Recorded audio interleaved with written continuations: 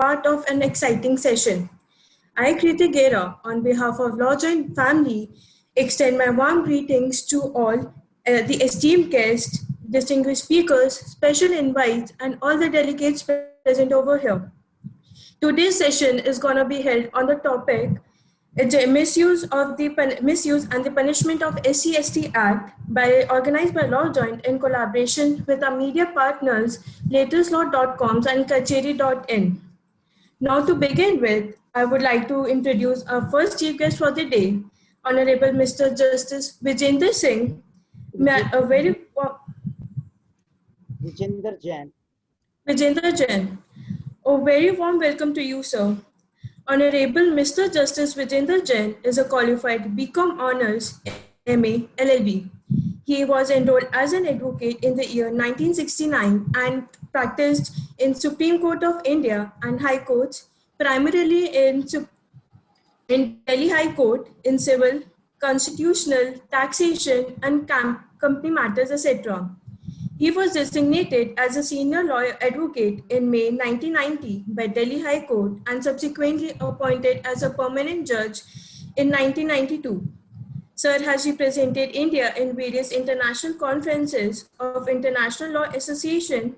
Some of the significant positions held by Sir include Chairman of Delhi High Court Legal Services Committee, Executive Chairman of Delhi Legal Services Authority, President of Asia Pacific Jurist Association, General Council Member, Indian Law Institute.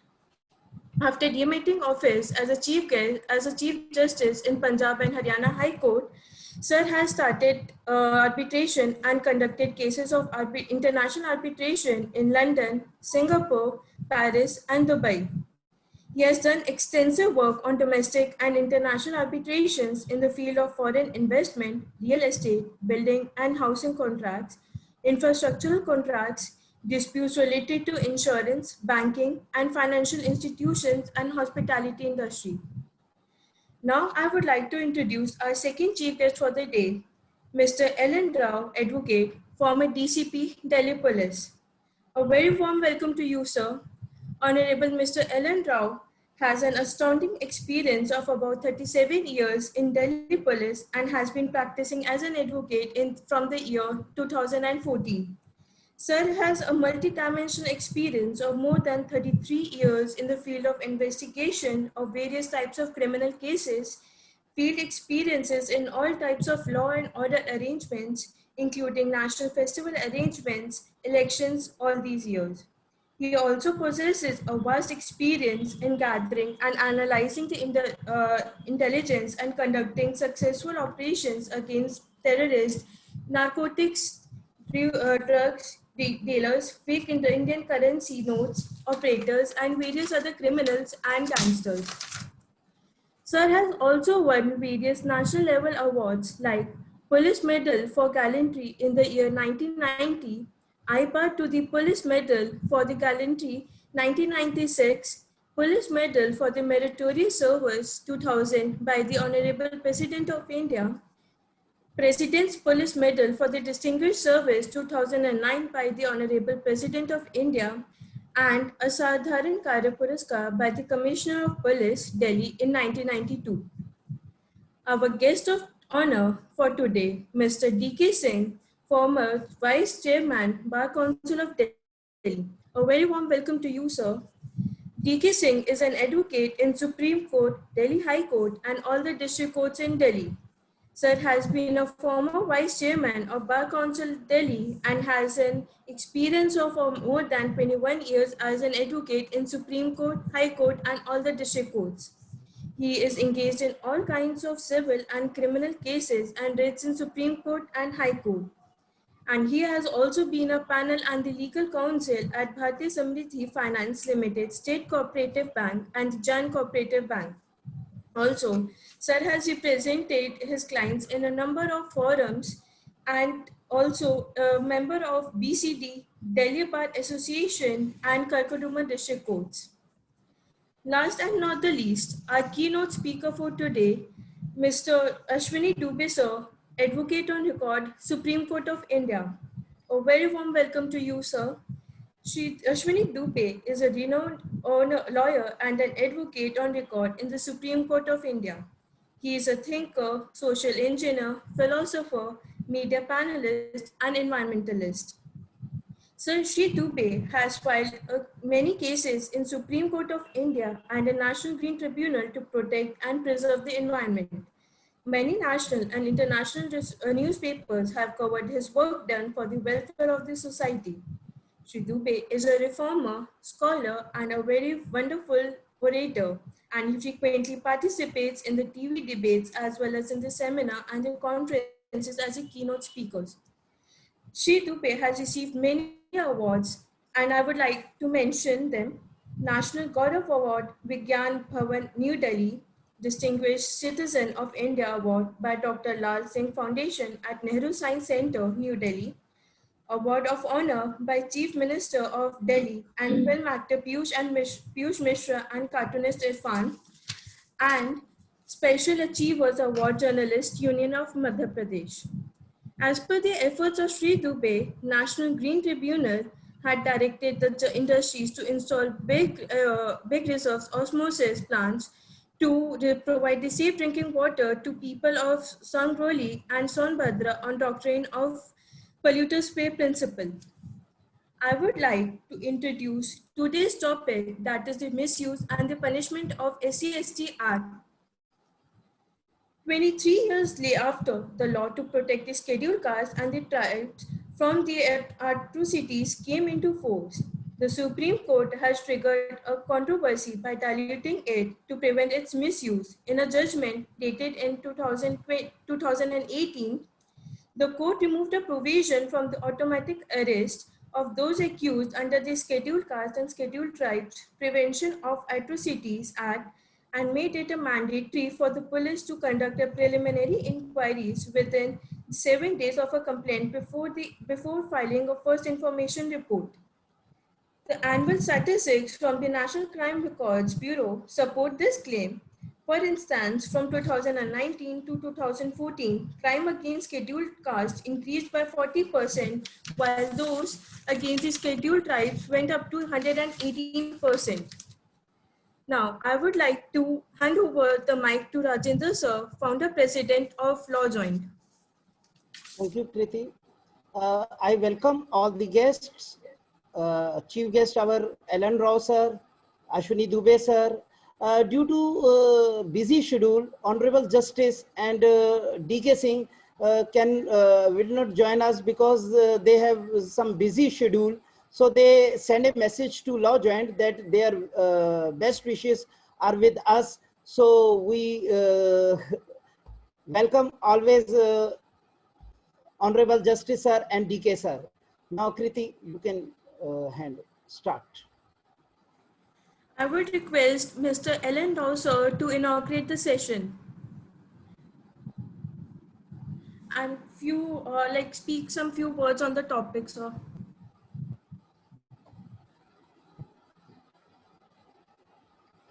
Thank you, Kriti, and thanks, Sri Rajendra Singh ji, President of Law Joint, and my honor to be here as a chief guest. And I must tell you that this type of webinars, especially during this Corona period, they are very much beneficiary, and I am seeing that Law Joint is conducting so much knowledge-giving webinars to all the law students here. And I welcome everyone here and welcome Dubey ji also. And we will be very much enlightened on the keynote topic, which is very important. That the topic is, as explained, the Scheduled Caste Tribe Prevention and Atrocities Act. This is a very this had been a very controversial act because in this act earlier there was some powers that immediately after immediately after registration of an FIR, immediately the arrest was done by the police.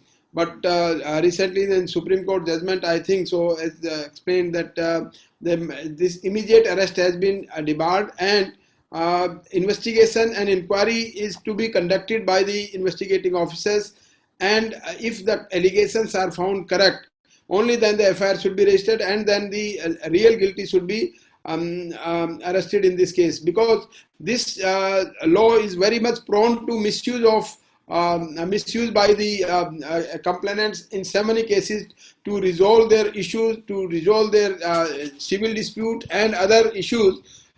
Some people or as a complainant belonging to scheduled caste and scheduled tribe, they generally level allegations as mentioned in this act. So the police should be very careful to find out whether the complainant is telling a truth or he's telling a lie or speaking a truth.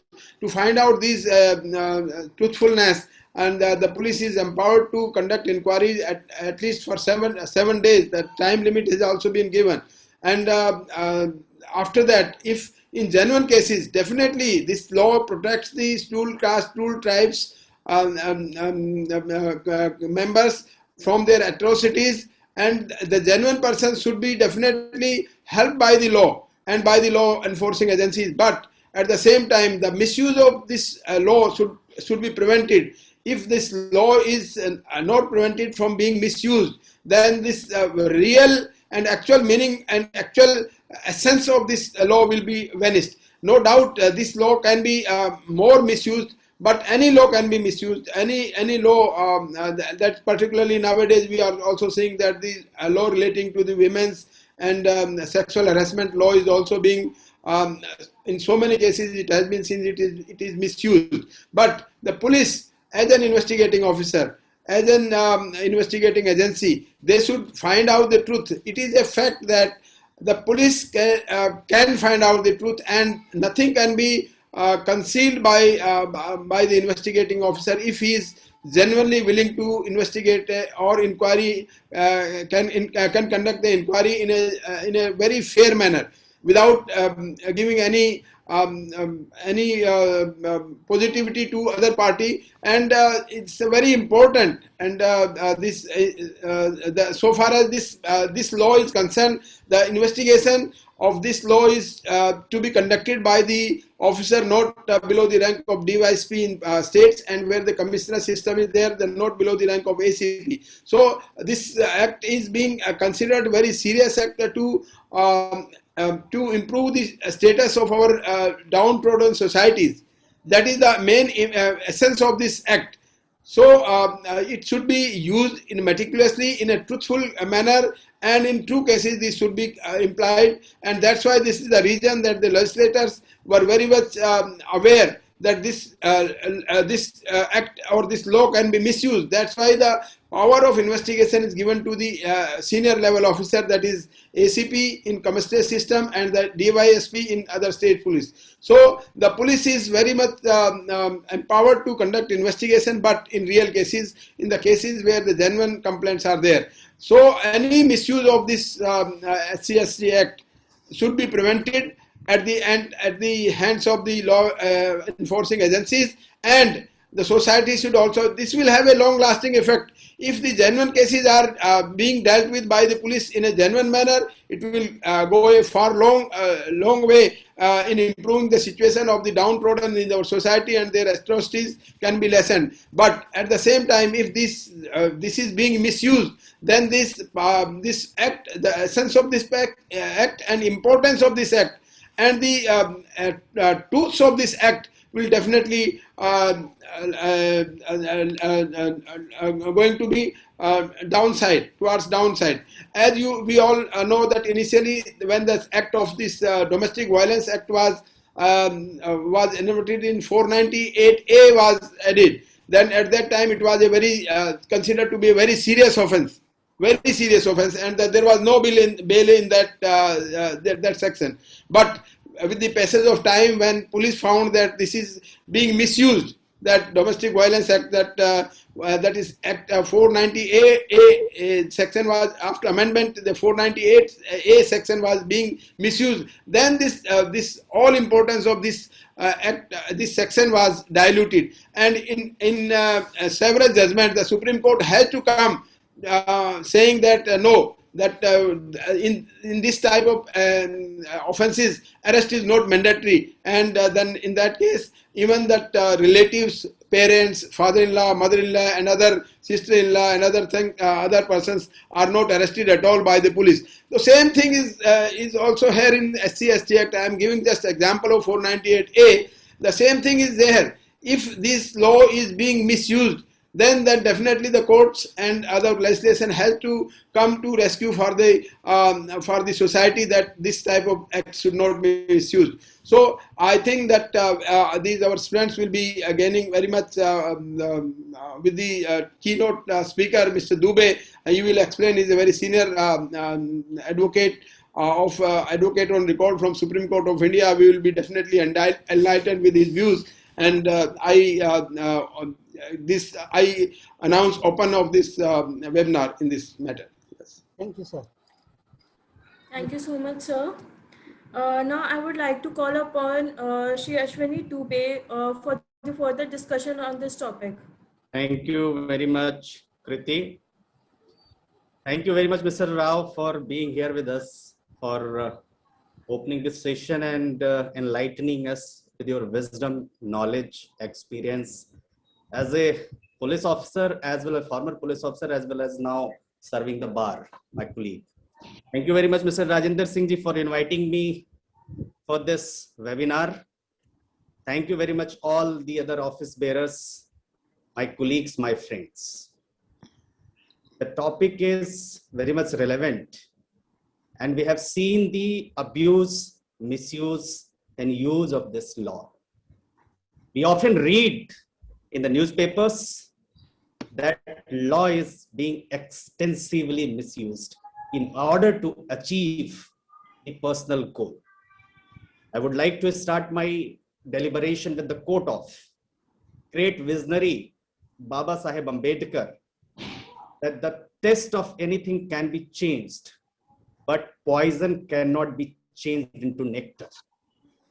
Caste has been a permanent speed breaker in the progress of our country. And 29 years after a law to protect the scheduled castes and scheduled tribes from atrocities came into existence.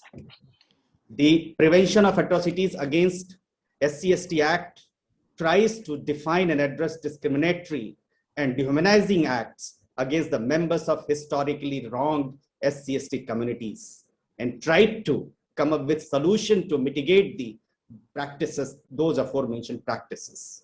To sum it up, the main objective of the act is to control and try to undo the damage done to those particular communities by the virtue of being on the receiving end of multitude of social stigmas over centuries.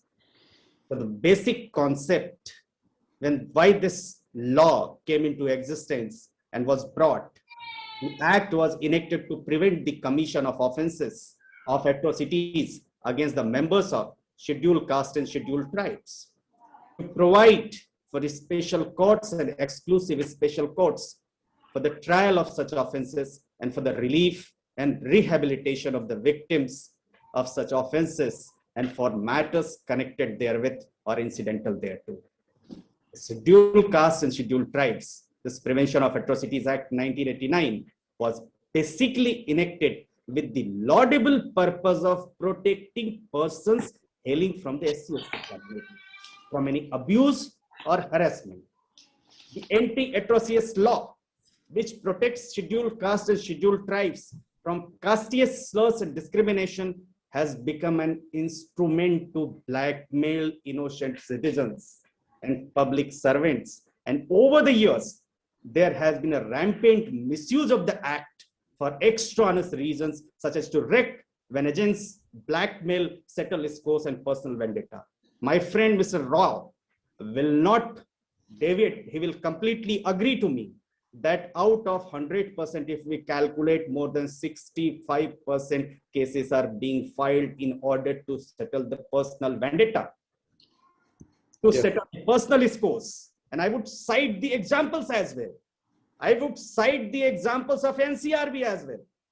As per the data compiled by the National Crime Records Bureau in 2016, there has been 5,347 cases as false. Out of the investigated SC cases, and 912 were found to be false cases out of ST cases.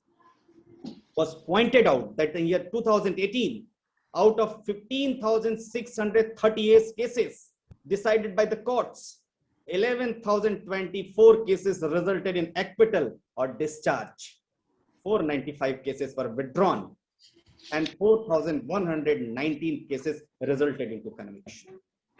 With the objective of eradicating inherent discriminatory attitude against the scheduled castes and scheduled tribes, the Untouchability Offences Act 1955 was initially passed in Parliament in 1955.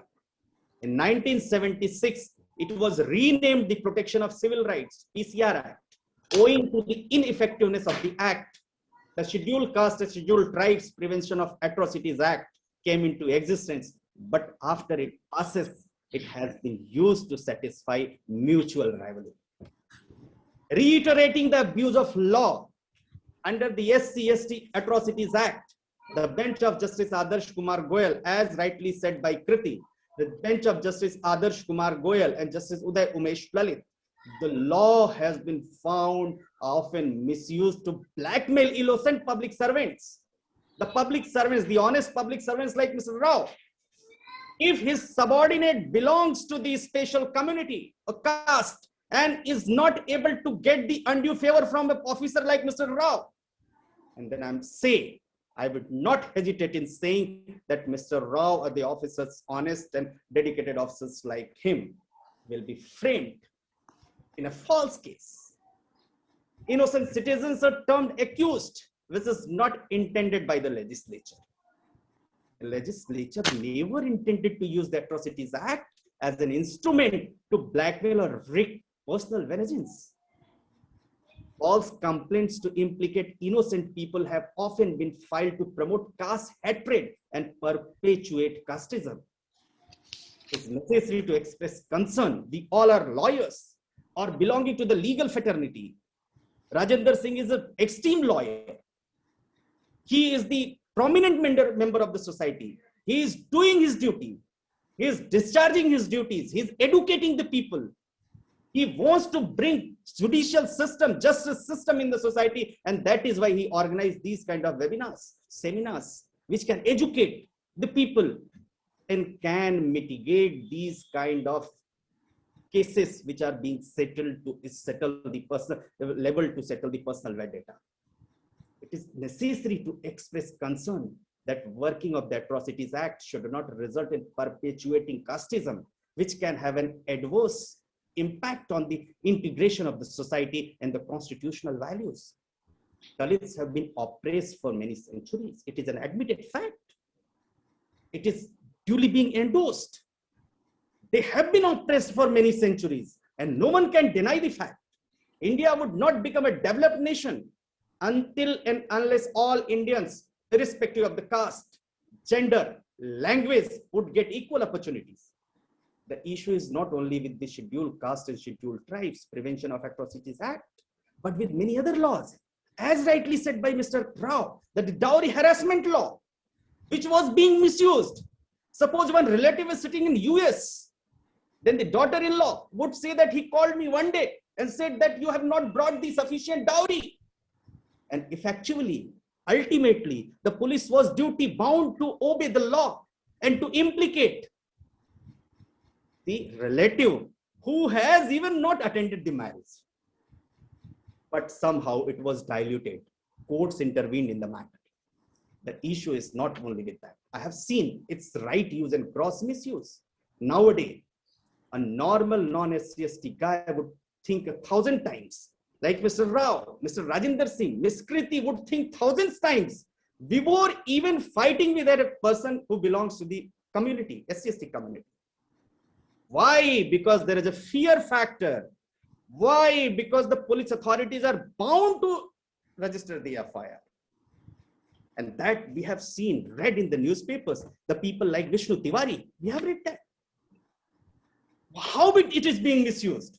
This act has been one of the biggest boons for SC/ST communities, and it has played an important role in their social upliftment and their empowerment, no doubt. But it is a shame that there is still discriminated against at many places in India. But at the same time, I have personally witnessed some false cases under SC/ST Atrocities Act, where the motive was to grab land without any compensation, where the motive was to get the promotion without being deserving for that. Our very recent example is very painful case of Vishnu Tiwari, who visited my office. I am fighting his case. I have filed a petition in Supreme Court for wrongful prosecution. He was a resident of Lalitpur, UP. He is a victim of SC/ST Act, misuse, and due to which he spent significant 20 years of his life behind bars without any penalty. Vishnu Tiwari has been punished for the crime he has never committed. He not only spent 20 years in jail, but also lost his mother, father, and 2 brothers. And during this period, his most misfortune was that he could not allowed to attend the funeral. Sochiye, a person is not allowed to attend the funeral of his parents. The brother died, mother died, father died. And irony is, parole bhi nahi mile, he could not come. That's the dark side of this act. And we must look into this. We must address this issue. And this is the need of the hour. And that is why the Supreme Court has passed that law, that look, an officer, an honest officer like Mr. Rao would investigate the issue. And thereafter, once it is found that yes, the person, the accused has misused the law, then will the FIR will be registered. But what the government did, under the pressure of certain political motives, people with vested interest, they changed the law. This is irony. This is irony which we are facing.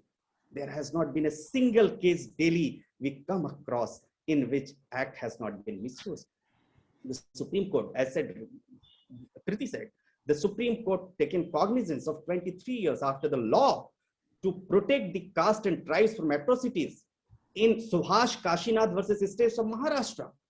The court removed the provision for automatic arrest of those accused under the scheduled caste and scheduled tribes and made it mandatory for the police to conduct preliminary inquiries within 7 days of the complaint before filing a first information report. The judgment also stated that public servants can be arrested under this law only with the written permission of their public authority. Thus, the act has been used on several occasions, both by the powerful and powerless, to shield themselves from the adverse actions. There is a widely conceived notion that people tend to trumpet their unprivileged position to their advantage in order to wriggle out from the legal consequences and complexities. It is unfortunate that in such eventualities, an innocent person ends up facing the wrath of enactment for no folly of us. It is, of course, the bounden duty of the legislature to protect the interest of the downtrodden, but in the same breath, there has to be effective provision in place to ensure that misuse or abuse of this act is curbed. After all, according to the golden line that runs through criminal jurisprudence, every man is innocent until proven guilty. All laws must be reviewed periodically, and I'm in favor of the SC/ST Atrocities Act. It must be made more stringent. Indian government is entitled to safeguard interest of SC/ST, but there has to be check and balance. There has to be a line where the real and false cases can be investigated upon. There should be some genuine deterrence for filing false cases. Everything has a positive and negative side, and it depends on the person to use that. Someone will misuse every laws or government order, like people misuse demonetization to earn money. So you can't scrap all laws because it is misused by a few, but there should be periodic review to ensure that misuse of law is minimized. The law is being misused and abused by filing fake and malicious complaints, and no action is taken against the culprit. This is the second line at which I am coming. One, I spoke about the misuse and abuse. Now come to the other part. When somebody is discharged, when somebody is acquitted by the court, then whether the person who has misused this law is held accountable for the wrongful prosecution, for the malicious prosecution, and of course not. The law is being misused and abused by filing and malicious complaints, and no action is taken against the culprit because there is no effective statutory legal scheme for providing mandatory compensatory relief and to prosecute the fake complainants pertaining to the special acts with scheduled castes and scheduled tribes. And there is no law which can provide the benefits to the victims of wrongful malicious prosecutions and incarceration of innocents, and the same infringe the fundamental rights guaranteed under Article 14 and 21 of the Constitution of India. False cases led to suicides of innocents who are victims of police and prosecutorial misconduct, who lose hope in lives where their families destroyed after years of delayed trial due to non-effective machinery, which only gets aggravated by denial, reluctance of taking penal actions in a routine manner by the courts against misconduct of investigating officers and vexatious complainants, mostly under the guise of absence of malice and defense of mistake done in good faith, which leads to miscarriage of justice. As per the news report published in The Hindu on 19 September 2020, 70% prisoners in India are under trials, and nearly 22 lakhs cases are pending for over 10 years, and they are waiting for justice. The Blackstone's principle says better than 10 guilty persons escape than one innocent suffer. The Supreme Court in Maulad Ahmad versus State of Uttar Pradesh, AIR 1963, 2 SCR 38, observed, if a police officer manipulates the record, such as police diary, it will be the end of honest investigation, and such offences shall receive deterrent punishment, which is under section 218 IPC. But seldom do courts give orders under the provisions of chapter 9 of IPC. The existing remedies, which are complex, arbitrary, episodic, and indeterminate, and hence in the absence of any effective statutory and legal mechanism, the need of the hour is to address the miscarriage of justice by a set of specific guidelines for compensation of victims of wrongful prosecution due to police and prosecutorial conduct, and to settle the personal vendetta. The state, as per the Constitution, which is the holy book, we rely on each and every day. We rely on each and every article written in the Constitution. And as per the same Constitution, the state is duty bound and responsible for the torturous acts of the employees, and must repair the damage done to the citizens by its officers by adequate monetary and non-monetary compensation. Defense of sovereign immunity isn't available against constitutional remedy, and above principles are needed to be taken into account routinely for granting compensation. At the same time, moment somebody is acquitted, moment somebody is discharged, the same judge should be given powers to take the other side and immediately should prosecute and pass the orders for wrongful prosecution against the complainant. That is only we can stop the misuse. The expression falsely charged has been used in section 211, means it's a false accusation, and there is no necessity of false accusation being made. Center cannot shy away from its obligation to safeguard and protect the right to life, liberty, and dignity to every citizen. It is for the center to evolve suitable statutory and legal mechanism to address and safeguard citizens' rights guaranteed under Article 21 against the wrongful prosecution and incarceration of innocent by addressing the miscarriage of justice by suitable amendments in the IPC and CRPC on utmost priority. States have to implement them. I would cite a recent example. Vishnu Tiwari came to my office. He said, भैया मेरे पास तो अब कुछ बचा ही नहीं है, मैं घर कहाँ जाऊं, मेरे पास घर नहीं है, कुछ 1-2 एकड़ मेरी जो जमीन थी, वो जमीन मेरे पिता जब जीवित थे, मेरे मुकदमे को लड़ते हुए वो बिक गई, मेरे पिता की भी मौत हो गई, मेरे 2 भाइयों की मौत हो गई, मेरे माँ की मौत हो गई, गांव में मेरा घर नहीं बचा, उन्हीं लोगों ने मेरा घर कब्जा कर लिया, अगर मैं जाऊं भी तो अब क्या करने जाऊं? Just see the plight, just see the pain. And he said, in jail, there are many Vishnu Tiwaris who are landed, who are inside. So what is the law? Law has to be balanced. It has to be, or it should look into the both sides. What is being done here? Under the board politics, it is being done and looked into one-sided. The injury caused to the citizens is extremely large because due to center's inactions, citizens' right to life, liberty, and dignity guaranteed under Article 21 is being brazenly offended. Supreme Court has said in Bablu Chauhan versus the state government of NCT of Delhi, the High Court of the while dealing with an appeal on the issues of fine and awarding of default sentences without reasoning and suspension of the sentence during pendency of the appeal, expresses concerned about wrongful implication of innocent persons who are acquitted after long years of incarceration and lack of the legislative framework to provide relief to those who are wrongfully prosecuted. The example I have just said. Therefore, there are other persons, there are many people who are landed in jail for wrongful prosecution, and there are any others. There is no law. In the absence of any law, the numbers are rising in a special act against the particular citizens of India. Even the government of India has not made in any way can deal with the wrongful and malicious prosecution, so that the law is not being misused on the basis of fake cases.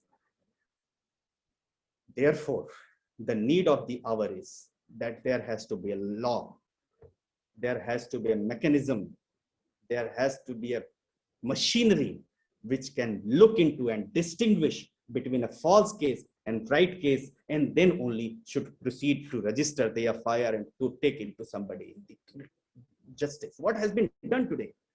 The law says they will get the monetary compensation. Few days back, 1 or 2 days back, I was reading in a newspaper कि एक बेटे ने अपने पिता पर ही जो special दलित community का था गोली चलवाई अपने दोस्त से मिलकर के, ताकि वो किसी और को फंसा सके और जो कॉम्पनसेशन का अमाउंट मिलना है वो ले सके, और ultimately his father died and he was booked. You must have read, Mr. Rao must have read that news. तो ये इस तरह के लॉज जो सोसाइटी में वर्ग संघर्ष करवाने की बात करते हो, इस तरह के लॉज जो ऑनेस्ट ऑफिसर्स को काम करने से पहले रोकने की बात करते हो, पब्लिक ड्यूटीज को डिस्चार्ज करने से पहले बात करते हो, उसको रोकना चाहिए. I few days back I was on a Chhattisgarh trip. My few friends are IG and ADG there, so I was talking to them. They said we have a clear instructions from our DGP. The moment you receive a complaint under the Special Act or the sexual harassment case, you have to immediately take it to the logical conclusion without verifying the credentials, without investigating. अरे 4 दिन के अंदर चालान file करने की होड़ लगी हुई है, चार्जशीट फाइल करने की होड़ लगी हुई है कि हमने इतनी जल्दी इस केस को स्पेशल कोर्ट के सामने फाइल कर दिया. इतने दिन में तो FSL रिपोर्ट भी नहीं आती है. So how it is called as a fair and impartial investigation? Yani FIR complaint moment you received it. Otherwise, what will happen? It is not that the police officers are doing mischief. It is because the law, यानी आपके खिलाफ action होगा. Moment you fail to take into account this case, knowingly that false case has been filed, और आप hospital में admit है तब भी आपके खिलाफ. He was telling a story कि गांव के एक सरपंच ने मुकदमा दर्ज करवाया, और वो व्यक्ति जिसके खिलाफ दर्ज करवाया उसको अपोनेंट वो उस दिन हॉस्पिटल में था, but police was bound to register the FIR. See the irony. This irony must go, and we all are youth of this country. We are our lawyers or law-abiding citizens or law students. We must take a lead. जरूरी नहीं है कि हम अपने माध्यम से we should start saying that look, what the judgment was passed by the Supreme Court was very fair, impartial, and balanced view was taken. So you also direct. We also are the common citizens of this country. Law should not be misused and abused. This is what, then only we can say that yes, we are serving to the society. Thank you very much, Rajinder Singh, for having me here, and over to you. Thank you very much. Thank you. Thanks. I rest my argument. Thank you so much, sir, for the words of wisdom. Now, I would like to thank all the honorable speaker and the chief guest for to take out time from the busy schedule to grace up the event, and it was an indeed honor to have you all here. Also, I would like to thank again to the media partners, Latest Law and Kacheri.in. I would like the participants to ask the questions if they have. Yes, sir.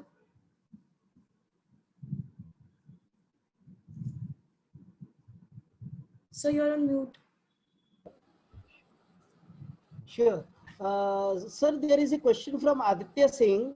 According to the SC/ST Prevention Act, the people belonging to the committee can tarnish anybody's image by falsely accusing someone by stating that people have commented on their caste. What is your opinion about it? Ashwini sir. Opinion is, as Aditya Singh knows the answer very well, but if he wants to hear, see, of course, there are people who are being victimized, but at the same time, the number of implication in false cases is much, much, much more higher than this thing. Suppose Aditya Singh is an officer. Aditya Singh is, suppose, chief general manager of any PSU, and somebody belonging to the community, the SC/ST community, comes and asks him to do a favor. Aditya Singh denies it. Moment that person will go and will say, he called me inside his room, because it is duty, it will be burden of proof will be Aditya Singh, on Aditya Singh, to prove that he has not committed this mistake. He has not done this, misused this law. He has not committed the crime. He will say कि आदित्य सिंह ने तो मेरे को बड़ा कास्टियस remark पेश किया, मैं उनके सामने काम के लिए या छुट्टी लेने के लिए गया. Moment Aditya Singh career will go. तो ये तो मिसयूज हो रहा है. इसको तो सारे न्यूज़पेपर्स रिपोर्ट कर रहे हैं, एनसीआर में रिपोर्ट कर रही है, हर रोज अखबारों में आ रहा है. मिसयूज में तो कोई बात ही नहीं है. मिसयूज और अब्यूज हो रहा है और इसका यूज मात्र कुछ परसेंटेज है. अब्यूज और मिसयूज इसका उससे कहीं ज्यादा है.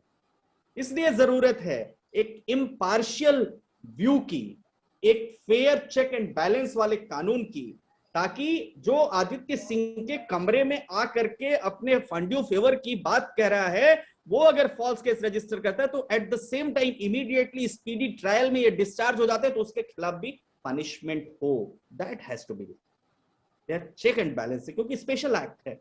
That is one and the second, there has to be time bound redressal of the issue. यानी court should be asked to decide the cases within a period of 6 months.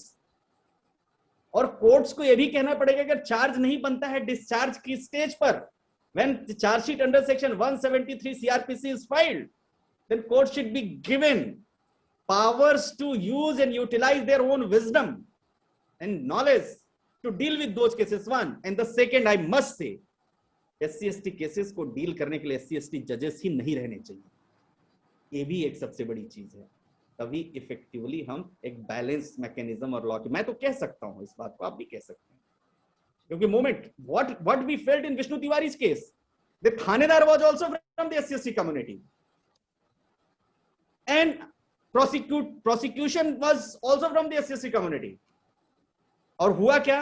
Moment and what he said, the other dark side, grey area, उन्होंने कहा कि हम we went and हमने कहा हम सब जमीन बेच देते हैं, जो आपको चाहिए आप ले लो, बस हमें हमारे बच्चे को इस केस से बचा दो. पुलिस ऑफिशियल्स वेंट देयर, मां बहन की गालियां दी उनके पूरे परिवार को और उस लड़की के परिवार को, बोला दोनों को जेल में सड़ा दूंगा, और ये बोले मैं नारकोटिक्स एक्ट में भी फंसा दूंगा. This is what I mean, this is complete misuse if it is so. Thank you, sir. To Ellen Rao, sir, what is the punishment for it if a person belonging to SC/ST community falsely accuses someone to make a comment on their caste?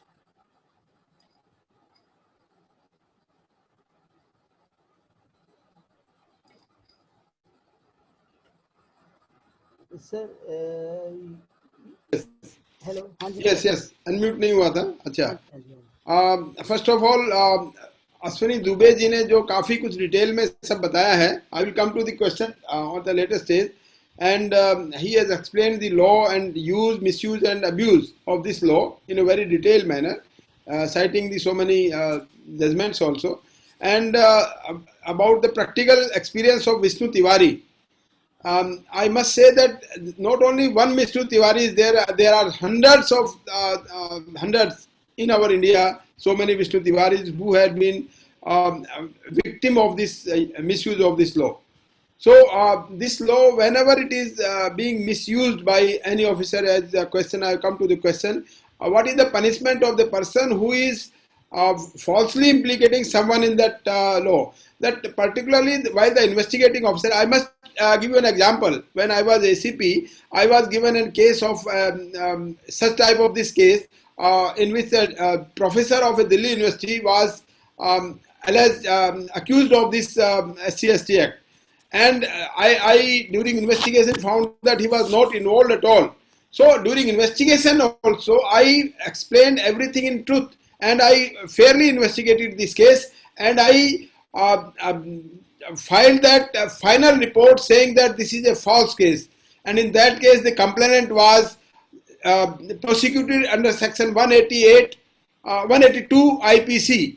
The 182 IPC is that law that all your students must be knowing, that any person who is activating the government machinery or legal machinery by giving false information, and that information is found to be false later, then he is liable for the punishment of 182 IPC. That no doubt that punishment is very less, but maybe about 6 months or 1 year. But it means that that is a deterrent check and balances in law itself. In our law, it is mentioned that whosoever will file a false information, files FIR, he will also be dealt with accordingly. But at the same time, that it all depends upon the investigating agency, how fairly they investigate any case. Like I told you that example of Delhi University professor, then I was bold enough to say that this man is not involved in this crime, and this FIR was a false. No doubt that law says that FIR should be registered, but it does not mean that all FIR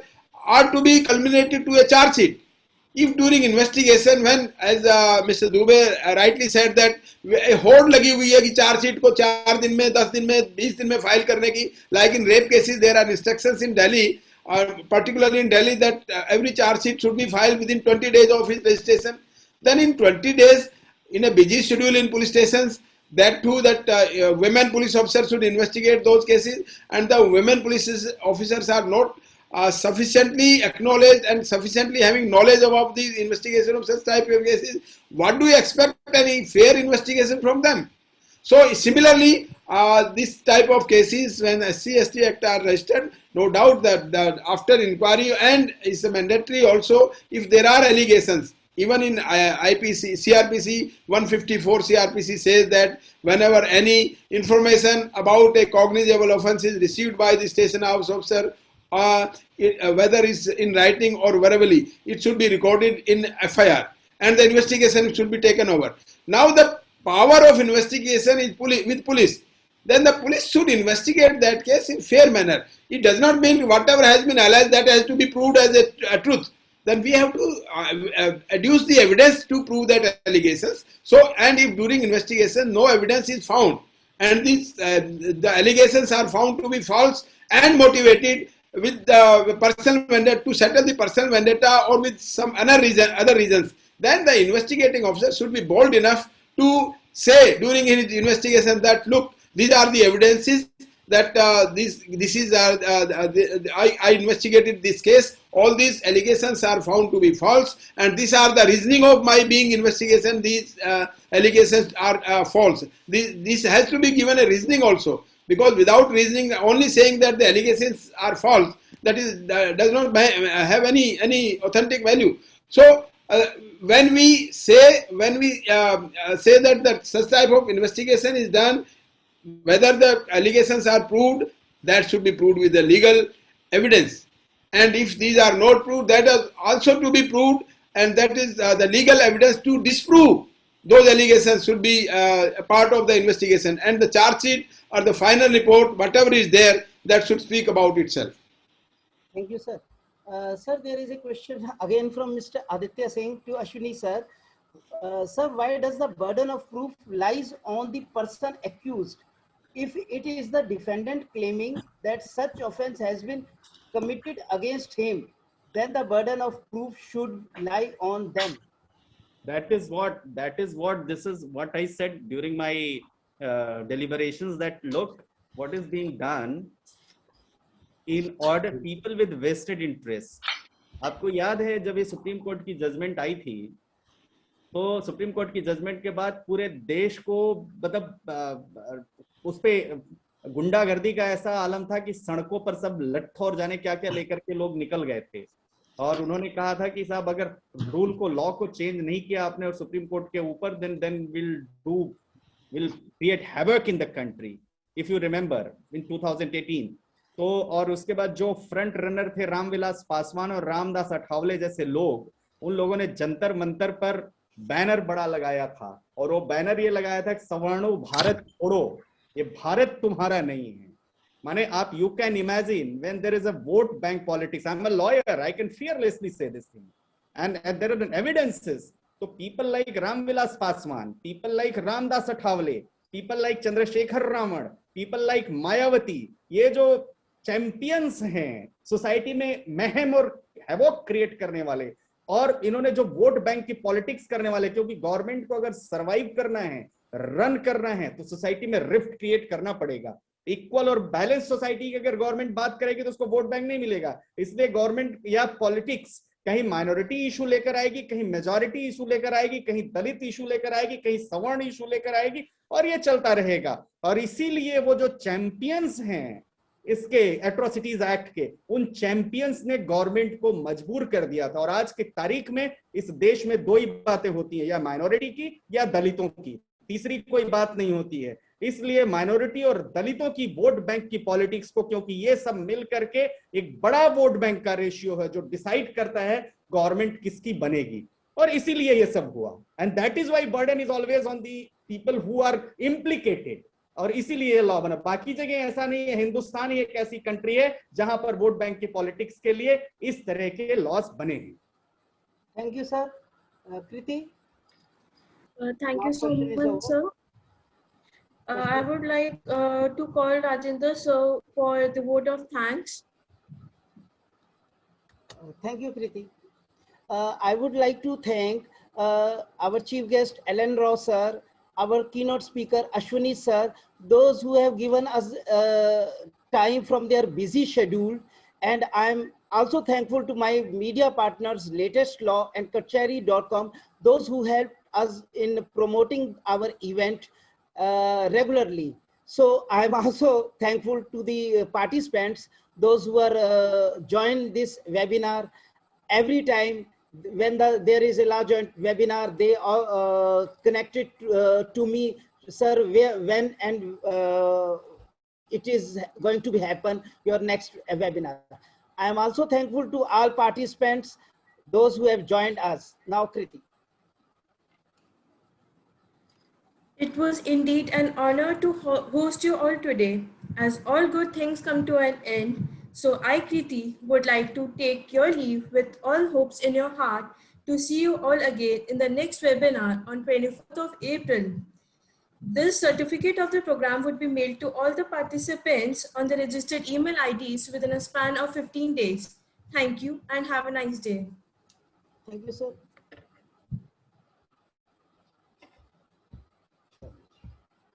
Recording over.